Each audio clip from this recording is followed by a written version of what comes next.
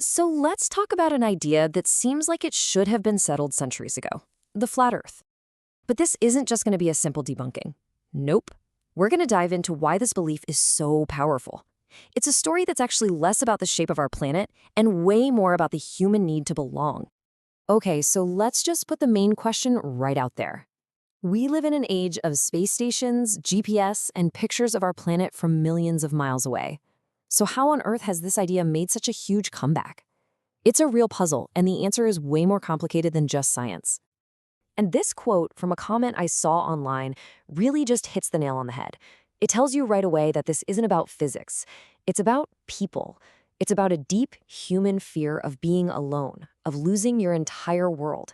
And that's the key we're going to keep coming back to. Right, so let's start with what's happening right now. How did this idea, which was pretty much a historical footnote, suddenly spring back to life in the 21st century? Well, the profile of the modern movement is actually pretty clear. The whole thing just exploded around the 2010s, and it was almost entirely fueled by social media, YouTube algorithms, Facebook groups, and at its heart is this really deep-seated distrust of any official source.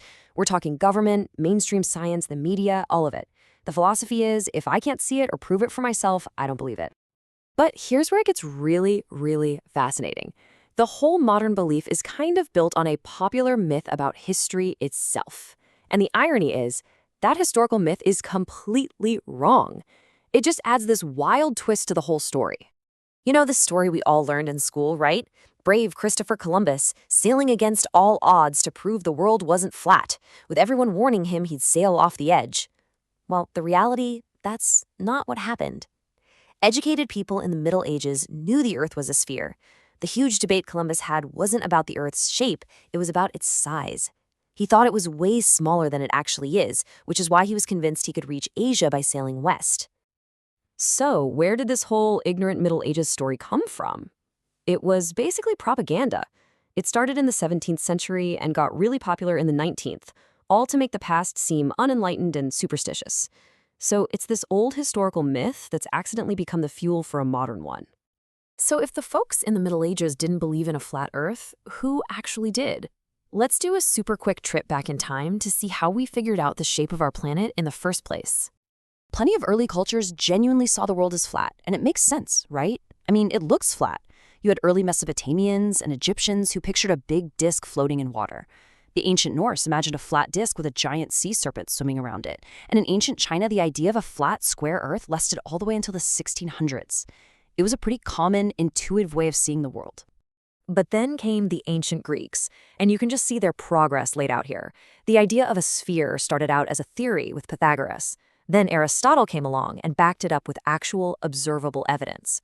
And then, and this is the incredible part, Eratosthenes calculated the Earth's circumference in 240 BC with stunning accuracy, using just sticks, shadows, and his brain. And Aristotle's evidence was it's so elegant. He pointed out that when ships sail toward you, you see the tops of their masts first, before you see the rest of the ship. That proves they're coming over a curve. And even better, during a lunar eclipse, the shadow our planet casts on the moon is always a perfect circle. No matter which way the Earth is turned, its shadow is round. The only shape that can do that is a sphere. Simple as that. Okay, so this brings us right back to our main puzzle. If the science was sorted out over 2,000 years ago, then this modern belief, it can't really be about the science, can it? It has to be about psychology. Let me just ask that question again, because when you think about it, the paradox is huge. Why would anyone reject something that was demonstrated with simple, observable logic thousands of years ago? The answer? It seems has everything to do with our modern world and very little to do with ancient evidence. For a lot of people, this isn't about a scientific search for truth. It's about a human search for a tribe. It gives a sense of community to people who might feel left out. It gives them a feeling of holding secret knowledge, of being smarter than the mainstream. And once you're in that group, the fear of getting kicked out is a really powerful motivator. This whole dynamic was captured perfectly in that documentary Behind the Curve. In it, believers actually try to use experiments to prove their own theories, which is great. But the results, well, they are very revealing.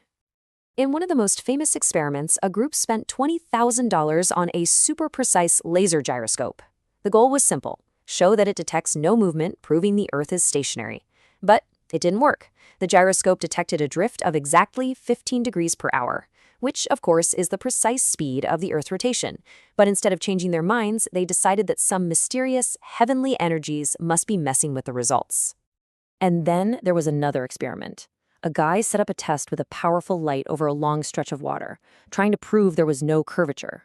But when the experiment accidentally showed the complete opposite, proving the curve, his only response on camera was this quiet, stunned,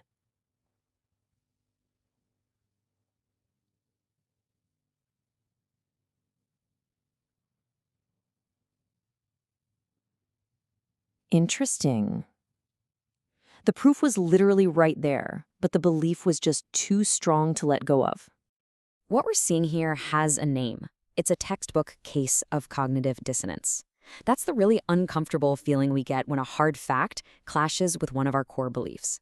And for a lot of people, it's just mentally easier to make up something like heavenly energies or to just ignore the data than it is to tear down their whole worldview and lose all their friends in the process. And that, right there, brings us to the real conclusion.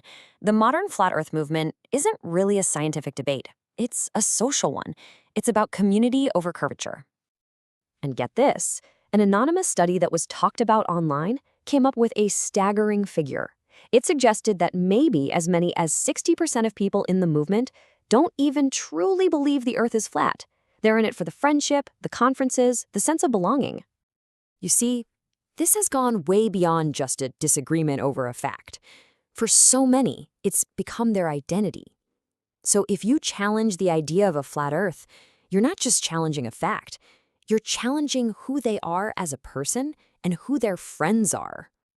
And that really gets to the human core of this whole thing.